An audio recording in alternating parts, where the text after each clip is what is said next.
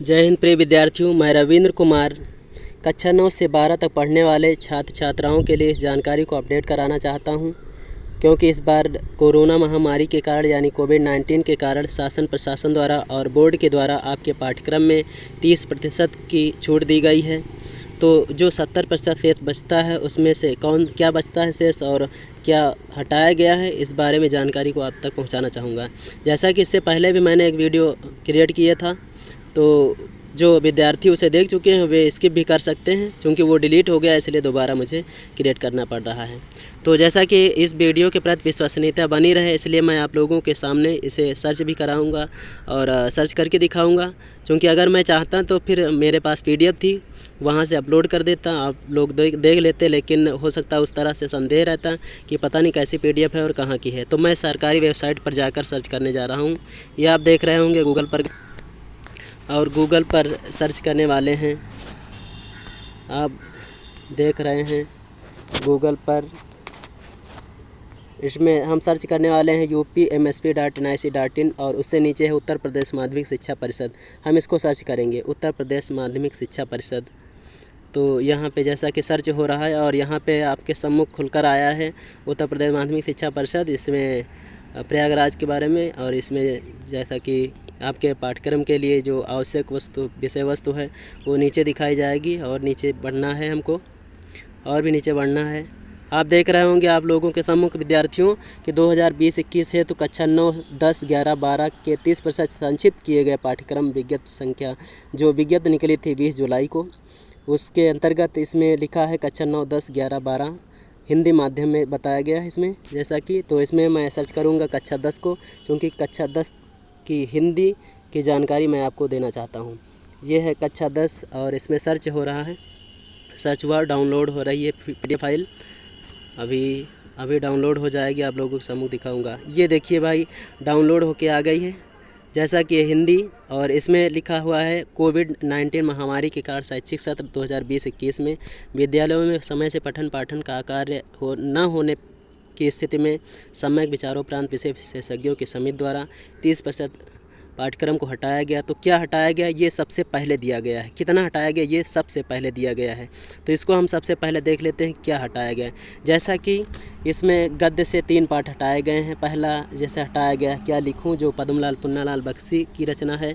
ईर्ष्या तू न गई मेरे मन से, ये रामधारी सिंह दिनकर की कृति। पानी में चंदा और चांद पर आदमी, जो जयप्रकाश भारती की कृति है। ये 3 रचनाओं को, इन 3 कृतियों को गद्य से हटाया गया है। तो देखते हैं काव्य से क्या हटाया गया, जिसमें है सुमित्रानंदन पंत चंद्रलोक में प्रथम बार। महादेवी वर्मा का वर्षा सुंदरी के प्रतीक को हटाया गया है। माखनलाल चतुर्वेदी को जवानी पाठ को हटाया गया। केदारनाथ सिंह का नदी हटाया गया।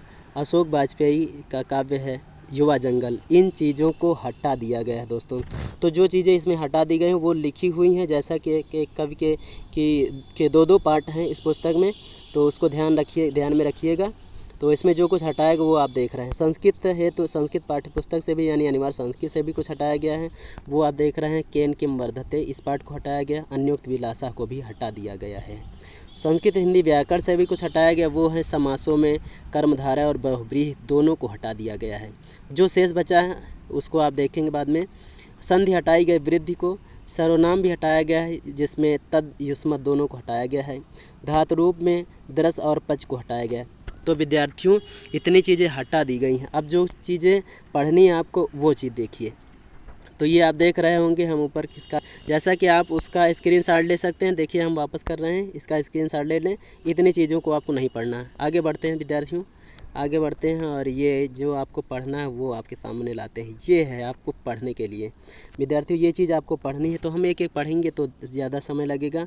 आप लोग ऐसे इसका स्क्रीनशॉट ले लें और बाद में देखते रहिएगा। तो ये चीज़ पढ़नी है आपको, जिसमें लिखा हुआ है इन चीज़ों को पढ़ना। और आगे बढ़ते हैं विद्यार्थियों, ये आगे है, ये काव्य का सुंदर के तत्व हैं, इनको पढ़ना है। और फिर इसका स्क्रीनशॉट ले लें और इसके आगे बढ़ते हैं। फिर निर्धारित पाठ्य पुस्तक यानी गद्य से हैं, कुछ पाठ पद्य से भी हैं, उनको भी पढ़ना है। देखिए यहाँ पे गद्य से इतने पाठ पढ़ना है, यानी 4 पाठ हैं। काव्य से ये पाठ पढ़ने हैं जो आप लोगों के सम्मुख दिखाई दे रहे हैं।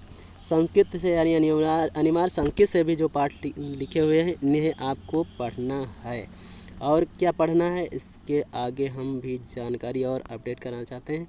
जैसा कि आप लोगों के सम्मुख जिस ज़िले में जो ये खंड काव्य की पुस्तक चलती है उस ज़िले के विद्यार्थी उसी खंड काव्य पुस्तक को पढ़ेंगे।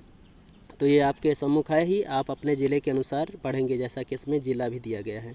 तो विद्यार्थियों, आपकी जानकारी यहीं तक थी और आपको इतना पढ़ना है और जब शुरुआत में बता दिया गया उतना नहीं पढ़ना है। तो विद्यार्थियों, जैसा कि आप लोग इस वीडियो को देखकर आपका भ्रम दूर हो जाएगा और ऐसा हम चाहते भी थे। तो विद्यार्थियों, बस हम यहीं पर विराम देते हैं। जय हिंद।